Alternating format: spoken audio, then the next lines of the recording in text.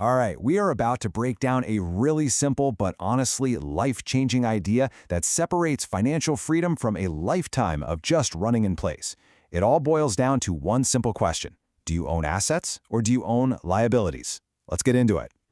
So let's kick things off with a question that might hit a little too close to home for some of us. Does it ever feel like your paycheck just disappears? Like no matter how much you earn, you're just treading water financially? If that sounds familiar, trust me, you are not alone. Well, that feeling actually has a name. It's a trap, one that millions of people fall into without ever even realizing it.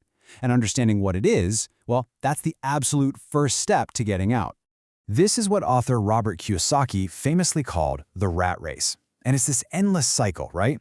You get a pay raise, which is great, so you upgrade your lifestyle, maybe a nicer car, a bigger house, but then suddenly your expenses have creeped right up to meet your new income, and you're right back where you started, just with more stuff, more debt, and way more stress.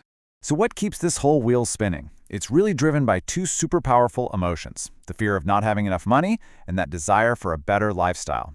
It's this constant push and pull that keeps you running. So the big question is, how in the world do you break the cycle? It all starts with a huge shift in how you think about money. And this mindset shift is perfectly summed up by the two father figures in Kiyosaki's life.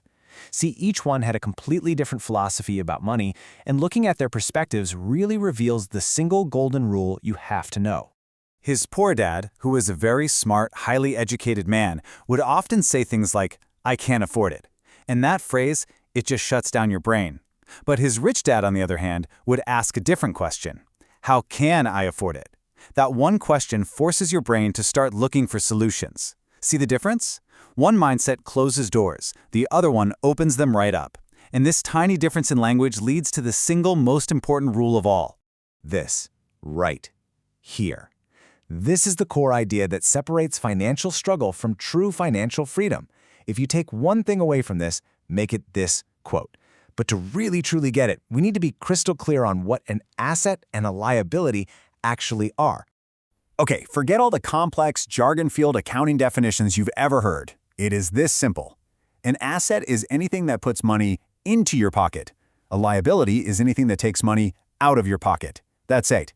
Think of it this way. An asset feeds you. A liability eats what you earn.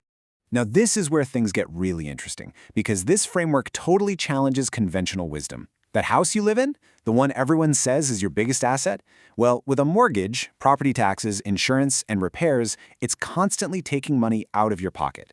So under this definition, it's a liability. Same goes for your car. But on the flip side, things like dividend-paying stocks or a business you own that runs without you, those are assets. This distinction is absolutely critical to understanding how the whole financial system is set up, especially when we start talking about taxes. You see, people who are financially literate get this one simple thing. The rules of money are completely different depending on your legal structure. It's not just about what you earn, it's about how you earn it. So as an employee, the flow looks like this. You earn money, and then the government immediately takes its cut through taxes right out of your paycheck. Then you try to live your life on whatever's left over. The tax man always eats first. But for a business owner, the order is completely flipped. A corporation earns money, then it spends money on all of its legitimate business expenses. We're talking salaries, equipment, travel, you name it, and it is only taxed on the profit that remains at the end. That simple little change in the order of operations makes a gigantic difference over a lifetime. So how do you get on the side with that tax advantage? Kiyosaki maps this all out with something he calls the cash flow quadrant, which shows the 4 basic ways that people generate their income. Okay, so most of us live on the left side of this thing. As an E for employee, you have a job, you trade your time for a salary. As an S for self-employed or specialist, you basically own your job. If you don't show up to work, you don't get paid. This whole side is defined by active income. You have to work for it. The real goal, the path to financial freedom, is to move over to the right side. You want to become a B for business owner, where you own a system that works for you, or an I for investor, where your money works for you.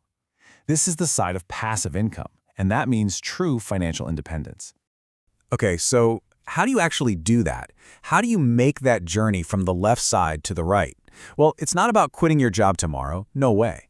It's about changing your entire strategy. The key is to completely shift your focus. Instead of just chasing the job with the highest salary, find a job that's going to teach you the skills you need to succeed on the right side of that quadrant. Learn sales, learn marketing, learn how to read a financial statement.